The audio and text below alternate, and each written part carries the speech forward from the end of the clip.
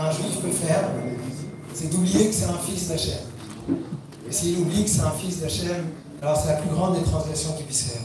Bravo. אז איך זוכרים שאתה בן מלך? במוצאי יום טוב כותב האריז"ל שיהודי מאבד את כל האורות של החג, הכל מסתלק מאיתנו. אז מה אומרים ליהודי שלקחו לו את כל האורות? איך מנחמים יהודי שלקחו לו הכל? אומרים לו שבוע שלם לעשות חסד. Comment est-ce qu'un juif pour lequel on a pris toute la lumière et qu'on réussit à réparer, on lui dit écoute, rajoute du bien, rajoute du bon, rajoute du chesed dans le monde. חסד שבחסד, גבורה שבחסד, תפארת שבחסד. כשאתה יוצא מעצמך אל יהודי אחר, חוזר לך המאור פנים, חוזר לך החיוך, חוזר לך הזיכרון מי אתה, הזיכרון מה אתה רוצה, למה אתה שייך. זה הכוח של החסד. שבוע של פסח, איך אני מחזיר לעצמי את מי שאני? אני עסוק בחסד. והיום הנצח שבחסד.